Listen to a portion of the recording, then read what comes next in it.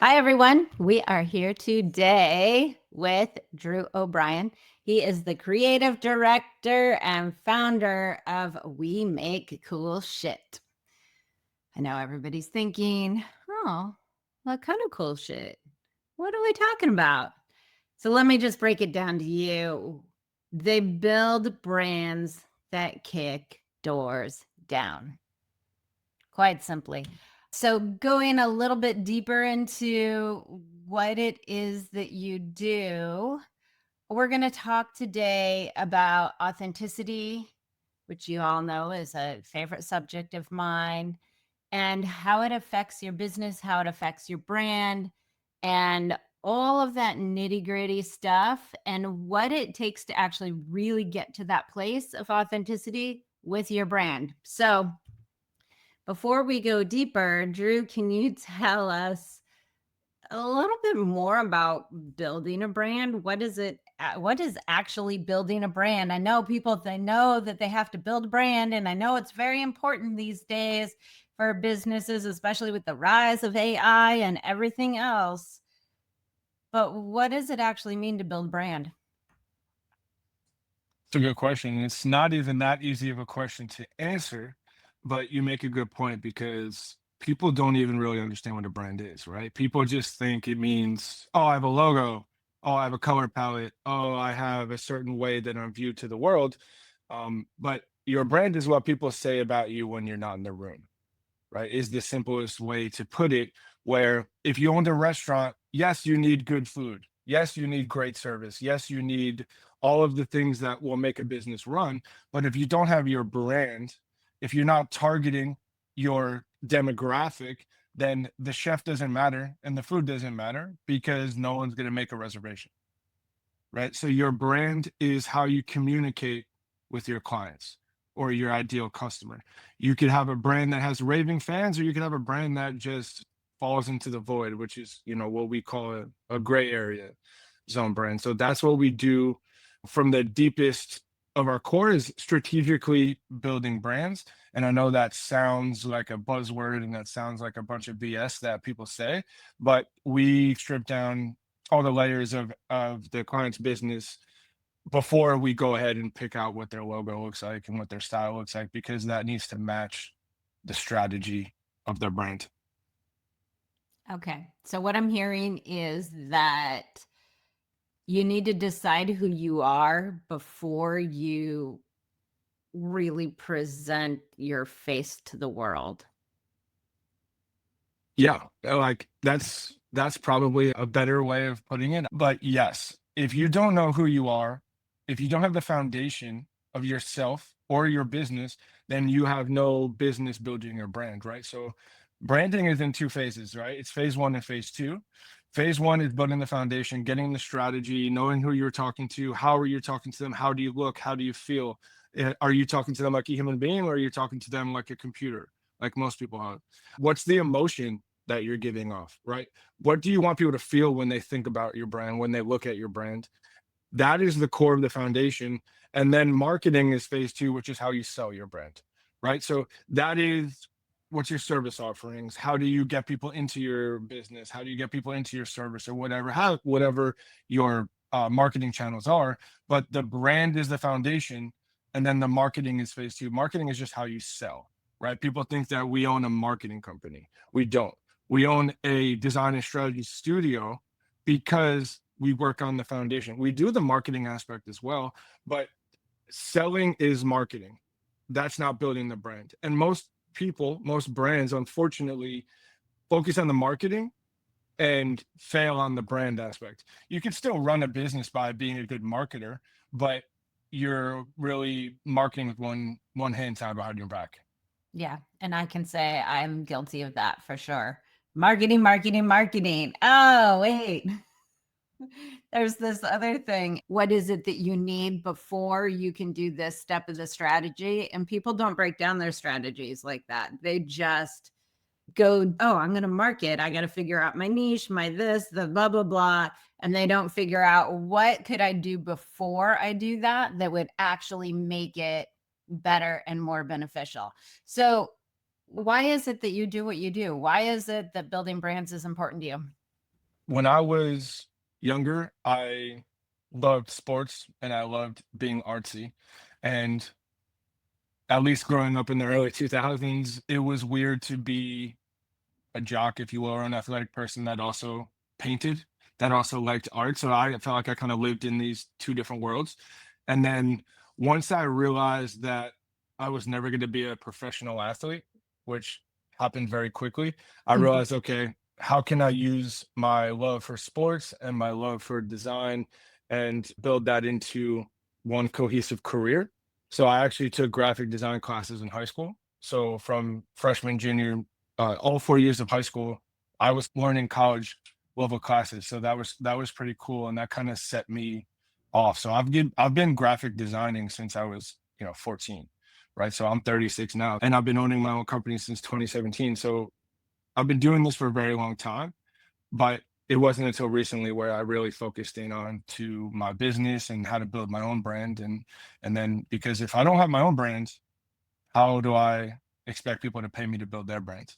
Right. What was the piece that made the actual brand building click for you as opposed to just doing graphic design for companies? Like there's something more about building a brand than, oh, I'm just going to build your logo and then I'm going to do some videos for you, blah, blah, blah. In the simplest form, I realized one day around 2022, 2021 maybe, that I was being the definition of a poser. Mm, I was doing all the things for my clients, and I wasn't doing any of the brand building for myself. So when I went to a meeting in person, I would go into the city and I would wear a blazer and I would wear a button-down t-shirts and I would wear khakis and brown shoes and I would do my hair and I would talk how I thought the client wanted me to talk. And I would do all the things that I thought that the person who might pay me money wanted me to say. And it clicked one day where I was like, I am telling my clients to be authentic and I'm telling my clients to have this foundation of a brand. But meanwhile, I'm out here being somebody that I'm not. And my biggest thought or my biggest catalyst for this was Gary V, right? Never met him. He has no idea who I am. But I started seeing his content online and I was like, wow, like this guy is really being who he is unapologetically. And he's still a wildly successful business person, right? yeah. Now, he also can be who he is now because he's built such successful businesses. But that was my model where I could say, okay, this is where I want to live, right? But that just wasn't enough because I was still kind of scared to do all of that. So a couple of years ago, the name of my company was not called Make Cool Shit. It was called the Design Company. And all the work was the same that we're doing now, and all the services was exactly the same. But I was playing it safe, right? And I was being the company I that I thought my clients wanted me to be. Right. And I was scared. I said, what is my family gonna think if I name my company Make Cool Shit? What's my in-laws gonna think? What's my friends gonna think? And more importantly, what's my current clients that are paying me money going to think when I go from cookie cutter, khaki wearing type of dude to okay, now I own a company with literally a curse word in it and did a full 180. So I was nervous. It took me Yeah. a couple of months to like fully dive into it, right? I dipped my toe, then I fully dove into it, maybe even 2 years ago. And the funny thing that happened was I made more money. I Yeah. got more clients. I felt better. I went into work every day and I felt authentic. But for years, I would tell all my clients to be authentic, and then I would be the poser, the faker, the guy on social media that doesn't own the Ferrari. He just borrowed his cousin's for the Instagram post. That was me. I was that guy. And once I went all in on make cool shit and went all in on the direction I wanted to build the foundation on for my company, everything changed. There are a lot of different pieces that excite me about this.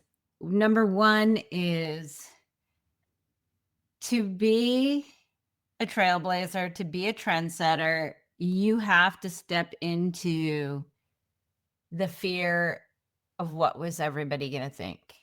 and you have to overcome that, because not everybody is cut out to do that. Not everybody is going to be the change maker in the world, the leader. That's just not everybody's path.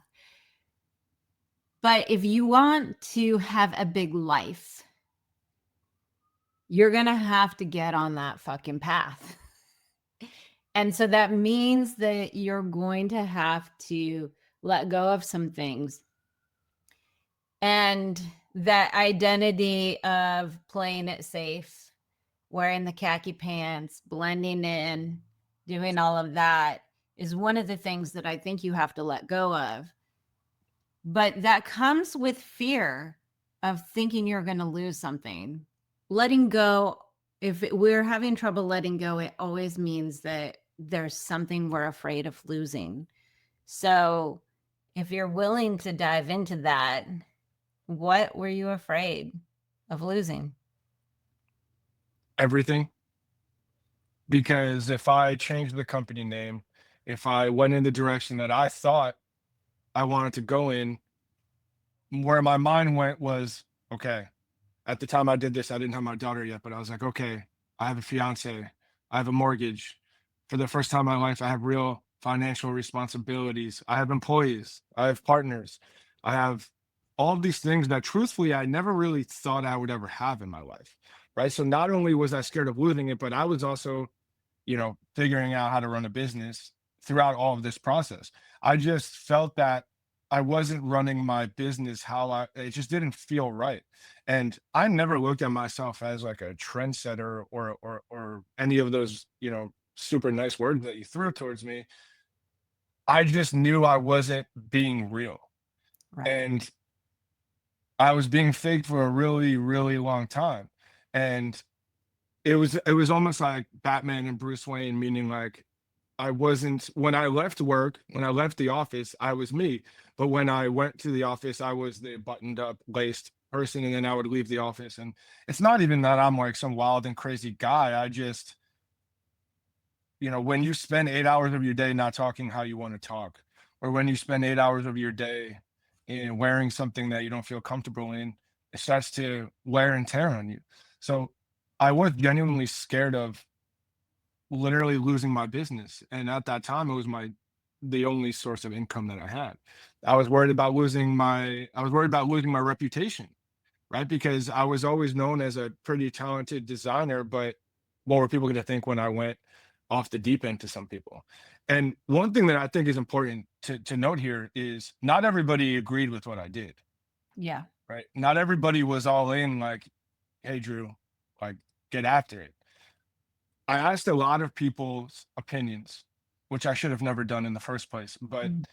the people that gave me the opinions that I shouldn't do it and that I should stay in my own lane where I was at before with the design company and being that guy that wears khakis and blazers. Nothing against those people. That's just not my life. Right. But those people that gave me that advice worked in 9 to 5, never took that chance, never really put themselves out there. And that's none of their fault. That's not the life that they wanted, right? You made that clear earlier. Not everybody chooses to be a business owner. Not everyone chooses to be, an entrepreneur, right? Now everybody thinks they are one with social media out there. But the people that gave me the advice that truly, truly said dive into it and be you were business owners, were clients, was my business partner here at Make Cool Shit. His name's Philippe. He's like, what do we have to lose? Right? You're mediocre right now as a business. Right. So what's the worst that could happen? We could lose the company and then you go get a job somewhere as a creative director in the city, which is where I was before. And I was like, wow. And another thing, shout out to my wife. She unconditionally supported me too. She does not have my mindset and talk the way I talk and act the way I act, but she was like, "Well, are you comfortable being you all day every day?" And I said, "Yeah." And then she said, "Why wait? Why not do it?" And like I said earlier, I still took me a little while to Yeah. admit it and dive all in because that's just kind of who I am. But now you'd have to, and excuse my language, you'd have to fucking kill me to have me go and work for someone else or be someone that I'm not. And it's just it's a game changer. It's freedom. And I know that sounds cliche or maybe even brass, but I feel free on a day-to-day basis. And 99% of people in America hate their job. And so here's what's really powerful about that. And I'm going to reiterate this because I think it's important that everybody hear it. You said that your wife said, would you feel comfortable being who you are, like being yourself, like your real self? Like, do you feel good that way? And you said yes. And the fact that you were going to work or running your business and trying to be something that you're not, what's happening at a deeper level is your mind is constantly tracking and looking at yourself from the outside. So if you think about yourself in that situation, you're going to literally, if you close your eyes, you're going to be looking at yourself from the outside, thinking about what other people think, which means you have to watch your every move, everything you say, everything you think, like because you think somehow that they can hear what's in your head. So constantly you're tracking in this fight and flight situation where, especially for you in a creative endeavor, you cannot build, you cannot create if you are in a place of fear. And if you're concerned about what other people are thinking, you are subconsciously, at least at a low level, in a place of fear. So you cannot access the creative and building part of your brain. So it doesn't matter if you're in a creative business or not. Business owners have to be creative and come up with creative solutions. If you are feeling worried about the way somebody's going to view it, you will come up with a solution that will keep you looped in the exact same place and the exact same level as you are now. And it takes people years of just switching strategies. Well, oh, I'll try this one. I'll try this one. But they're literally doing things that keep them at that same level. So shout out to your wife for saying that to you and giving you the freedom to actually create and build your business.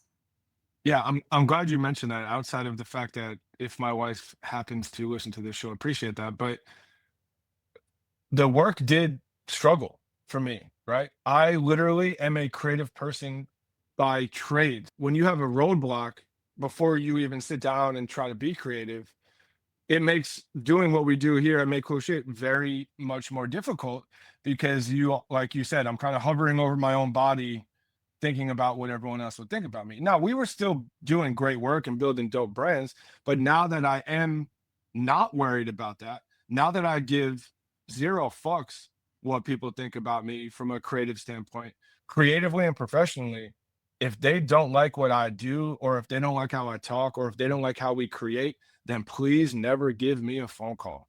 Please unfollow me. Please don't call me. Please leave me alone and go somewhere else with your business. And I'm cool with that, right? Because it's either black or white, it's no gray, right? And I lived in the gray area. And you hit the nail on the head. For like 5 years, I was being someone that I wasn't.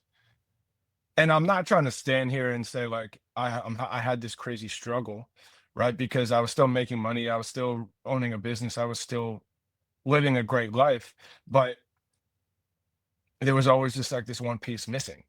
And 5 years, that's a long fucking time. Yeah. And I don't like to play revisiting this history, but if I got to go back in time, I would have told myself in 2017, do what you believe was right. I just did what I thought everyone else would do. In addition to, I just kind of started a company out of nowhere by not by choice. So in addition to not being myself, I didn't know what the fuck I was doing. And that's something that no one really likes to talk about on podcasts or social media. Yeah. I was kind of thrusted into it by being laid off from my dream job. So it was a concoction of holy fucking shit, what is happening in my life? And then I focused on more so providing and building a business rather than worrying about my personal life and my personal brain and my creativity. And then once you unlock that, once you become who you are, whatever that means to you, that's when things changed. Now, I'm not where I'd like to be yet. I still work on it every single day. I still have an ego. I still struggle with, I don't take 5 years to make decisions anymore. But at the end of the day, running a business is still incredibly difficult, but it makes it 10% easier if you are not worried about what other people think of you throughout the process. And I'd argue that it makes it about 75% easier. But I want to dive deeper into the beginning of your entrepreneurship and something about making real money versus fake money. And so, but before we do that, can you tell people how to get in touch with you? How did they help? Wait, how? I don't know why this is so hard to say right now. How did they get you to help them build brands that knock doors down? There you go. You can check us out on our website, we make coolshit.co. And you can check us out on our Instagram, which is where we're most active, at we make cool shit. And for some strike of luck, if someone's listened to this and owns we make coolshit.com, I've been trying to buy that from you since for the last 5 years. So please reach out to me because I hate going on podcasts and I hate saying we make coolshit.co. And I got to say no M. So if by the grace of God, someone is listening to this that knows the person that owns we make coolshit.com, call me. But yes, you could find us in those two main areas. So everybody take a moment now, open up your browsers, type in we make cool shit.co, and then your Instagram handle is we make cool shit. Yeah, we make cool shit. At we make cool shit. Give them a follow because it's worth it, especially if you're a business owner. You want to understand about brands that are being authentic so that whether you work with Drew or not, you want to start to really understand how it feels when a brand communicates from that place of authenticity versus this place of like, oh my God, I want you to like me. Okay, so you had a situation where you lost your dream job. So here you were in this situation where it's like you lost everything. That thing when we talked about what it was that kept you from being authentic in the first place was that you were afraid of losing everything. You started the business because you kind of lost everything. So I'm curious why you chose to move into entrepreneurship instead of just going out and getting another job. What is it that drove that decision? Very, very good question. And looking back at it before I go into the nitty gritty, it was the worst time of my life in 2017, or at least I thought it was at that time. Uh-huh. And looking back at it now in 2025, it's the best thing that ever happened to me. Yeah. So I was working in New York City at a company called FanDuel. It's a pretty big company. I was one of the art directors in New York City.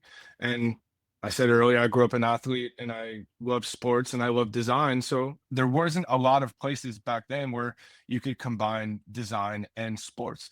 So I worked all throughout New York City in a bunch of different agencies, all in the sports and entertainment world. So I was truly enjoying what I did every day. I didn't even mind working for someone else, right? Like I really liked my job and I never planned on starting a creative agency. I just thought I would be a creative director in New York City for the rest of my life and I would just make a great salary and be, a director in perpetuity. The only dream that I really did have, I always wanted to start my own clothing company. And I did back in 2016 for a brief stint. And then now I'm starting a new company in 2025. But going back to my black hole moment, if you will, Yeah. I walked into the office one day and half the company got laid off. Without boring everybody, they were going to join with DraftKings. FanDuel and DraftKings were going to merge as a company.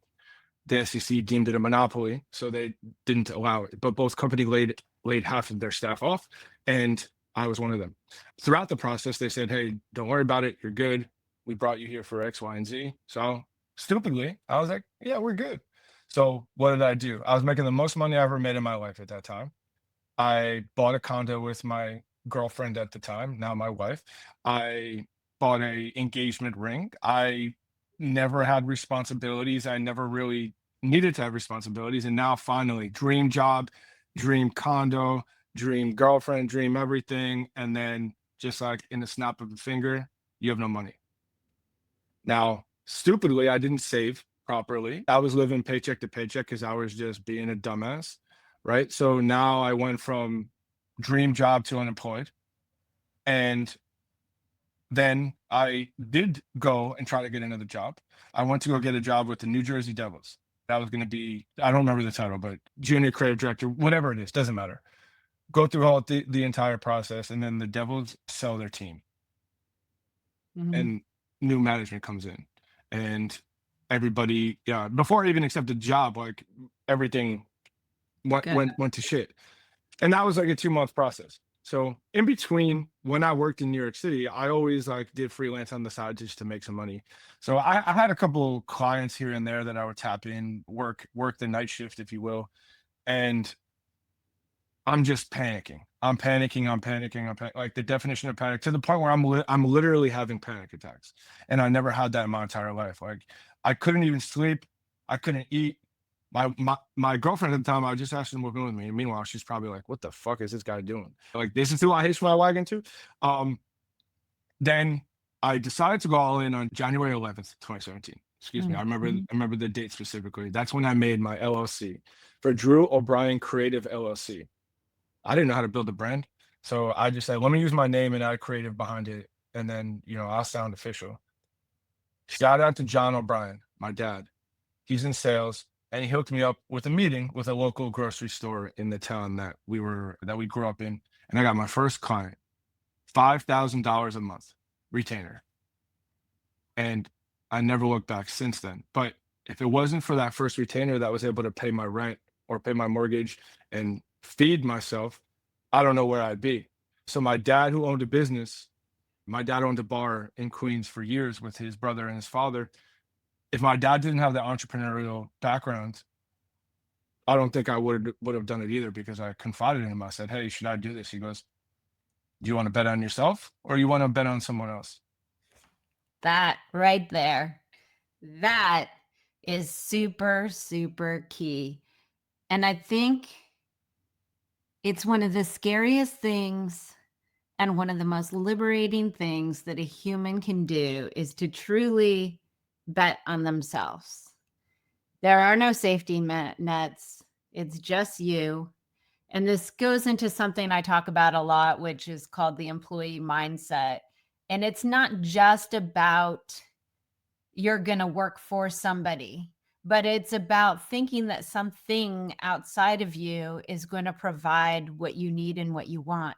So one of my clients, she was like, "I don't have this employee mindset." But her thing that was going to save her was the plan. As long as she had a good plan, she would be okay. And so she would hitch her wagon to that the way a typical employee will hitch their wagon to a company. So you are choosing to rely on yourself. And you shared something with me the other day about the first time you actually really made money, where it came from you as opposed to you working for somebody else or being inauthentic. Do you remember that thing that you told me? Yeah, it hits different when you eat what you kill. Yes. Right. So that's how I look at it. Right. So I don't take advice from people that don't run businesses, not because I don't value their opinion or I think they're dumb. It's just in my mind, if you haven't done it, then I'm not going to ask you about it. If you don't know what it's like to make payroll, if you don't know what it's like to have to pay your staff, if you don't know what it's like to pay to feed your child, right, with money that you made yourself, the sale you got it yourself, it's different when you get a paycheck. It's different when someone's paying your salary and you're going into work every day and you're clocking out at 5 o'clock. I did that for years, and I don't judge anyone that does. It's a beautiful life, right? But when you've made that real money, when you've signed that big client, and you know that it's no one else's help except yourself, it hits a little different, right? So that's why you have to kill me to go back, right? Now I've only eaten what I've killed since 2017. I've had good months, I've had bad months. I've had good years and I've had okay years. I haven't had bad years, but it's different when you do it yourself. And more importantly, when you bring other people for the ride, that's when it feels even better for me too, right? When you bring on partners, when you bring on friends, when you bring on family members, and you're able to provide for your family and your friends through your own businesses. I think business owners and entrepreneurs don't talk about that enough because it's always so um personal and solo, because it is to an extent, because if you are a business owner, it is a lonely thing sometimes, but it really just comes down to how you look at it, right? It really just comes down to how you could share your wealth with people, whatever that work, whatever wealth means to you, right? It could be giving a homeless guy $5 on the street. It could be donating $50,000 to charity, but it feels a little different when it was brought in by you and you get to decide what you do with your funds rather than waiting for a client to give you a paycheck. Yeah. Well, and it comes especially when you are running your business from an authentic place, because then it truly did come from you. And that's such a big thing, I think, with it, when we are all operating from the truth of who we are, that what we bring to the world is so much more powerful, so much more rich, and so much more valuable than when we're trying to bring something into the world from our khaki pants and button up shirt, trying to fit into that mold of what we're supposed to be. That isn't as tangible, what we create. I don't know. Does that make sense to you? It makes a lot of sense. That's why it comes down to I only take the advice of people that have done it. But just because if you haven't run a marathon, I'm not asking for advice on how to run a marathon. Like it's as simple as that. Yep. But Drew, I've run 10 miles. Should don't you want to hear my advice about running? Yeah, yeah. Everyone's got an opinion. Okay, wait, no, only 8. 8.5 is my top, actually. Still good. Yeah. I don't have any desire to run a marathon, but I sure as hell can't tell you what to do. You have to plan it and work it differently if you're going to run 26 than if you were going to run 8 or 3 or 5. And I don't have never done that. So why the fuck should you listen to me on that? You shouldn't, as you Yeah. said. And shameless plug, by the time this comes out, I will be running the 2025 New York City Marathon. I am not saying this to brag. I am saying this because I'm actually running it with one of my clients from 2017. One of my first clients ever is a charity called Backpacks for Life, and I'm running and raising money in their honor and running with their team in the 2025 New York City Marathon. So by the time you hear this, please give me your money to support Backpacks for Life, not to support me, but to support what they do. And all they do is support homeless veterans throughout the country, and they're located here in New Jersey. So, didn't intend on that shameless plug, but I figured why not? Yeah. Yeah. Well, I mean, that's one of the things about being an entrepreneur. And when you're building from the truth of who you are, you're no longer freaking out about having to hold on to everything, because you're not concerned about, oh my God, what are they going to think if I talk about this thing that I'm doing? Are they going to think I'm bragging? Are they going to think I'm full of myself? It's not about that. It's about what you're trying to give and what you're trying to create. And you, as a creative, that is such a central part of what you do. But every entrepreneur is a creative. And you had said earlier, when I had talked about like trailblazer and those words, but to be who you truly are, if you decide, even if you're working for somebody else, to be who you truly are, it is about trailblazing, because there is nobody who can model who you are. There's nobody who you can copy to be who you are. So whether you think of yourself as a trailblazer or not, you're stepping more and more all the time into who you are. So that just makes you a trailblazer because there is only one you. That's a good point. All right, fuck it, I'm a trailblazer. All right. I have convinced you with my incredible logic. Okay. So, what are you most excited about now as you're moving into your business, getting more and more deep into your authenticity, helping other people get more and more into their authenticity? What excites you the most?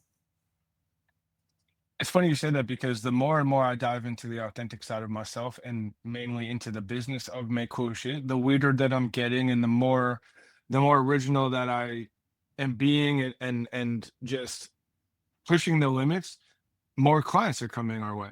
And if you told me in 2017 that that would be how you should model your business, then I would say you're a crazy person.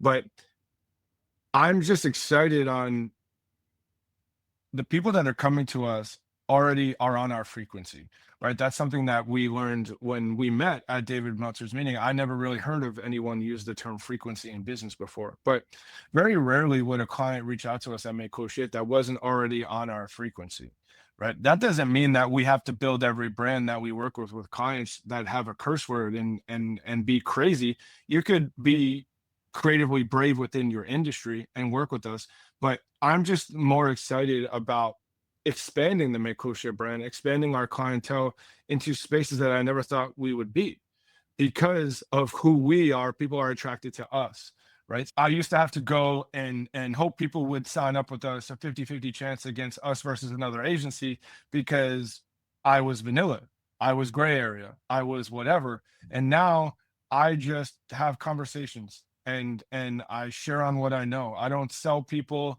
I don't use buzzwords. I'm just 100% me. And I'm actually finding out that I'm a little bit weirder than I thought. I'm a little bit goofier than I thought. I'm a little bit um uh uh free, no pun intended, to run the company and be who I am. And the same thing with our employees, right? I ask the same thing. Yes, you need to be a good designer to be on our team or good at what you do, period. But I want them to be themselves too, right? So I'm just crazy excited to dive into authenticity. I know it's been the theme of this whole episode, but um it's really where you find the gold. Yeah. Absolutely. And before we wrap it up, I want to talk about this moment that you shared with me when you first met, and you had made some stickers that said the design company, and you put on it, "We make cool shit." And I'm guessing from everything else that you said, this is when you're in that sort of transition point when you were toying with the name change, and then you got a phone call. Tell me about that. So while we were called the design company, outside of work, when I would meet somebody at getting a coffee or at the bar or whatever, they would ask me what I did, and I would say, I make cool shit. Just like as a joke, just to spark the conversation. So then I made stickers. I'm actually staring at one right now. It says, "We make cool shit," with a little asterisk, and it says, "That drives results." And then it goes to www.wearethedesign.co. Not .com, once again, second website that I haven't had .com. But I put those stickers all throughout New York City, all throughout Jersey, all throughout Italy. Wherever I went, those stickers were in a restaurant, any place I could possibly put them. Yeah. And then people started reaching out to us like, "Hey, is this make cool shit? Hey, is this we make cool shit? Hey, do you make cool shit?" And then I was like, we are now. So it was almost accidental in terms of our name change and our authenticity change, but maybe not, because that's how I would phrase it when I would talk to people. Yeah. But we definitely wouldn't have our name if I didn't make those stickers, because I would never have heard someone call me or reach out to us or DM us that says, "Hey, do you make cool shit?" That is huge because what I hear about those stickers is here's this little piece of who I really am, and here's this piece of me in the khakis. And when people called, they talked about who you were instead of the fake person that you thought you needed to be. And so that became your tipping point, being able to see yourself through somebody's eyes, but seeing the truth of who you were instead of what you needed to be to make people happy. That is a beautiful place to wrap up.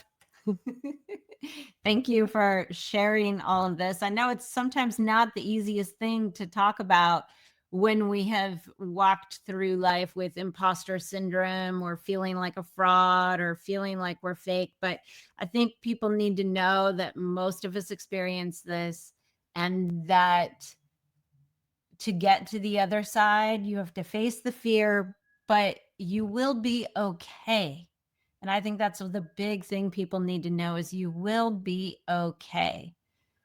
And whatever you lose was not meant to be, and it's making room for so much more. Thank you, Drew, for sharing with us today. I appreciate you. Yeah, that was a mic drop moment. Thank you for having me, and looking forward to talking with you in the future. All right. And remember, everybody, when you unleash the power of you, you do all kinds of things. You evolve humanity, you nourish the world, you fuel things, all kinds of shit. We'll talk more about that later. Bye, everyone.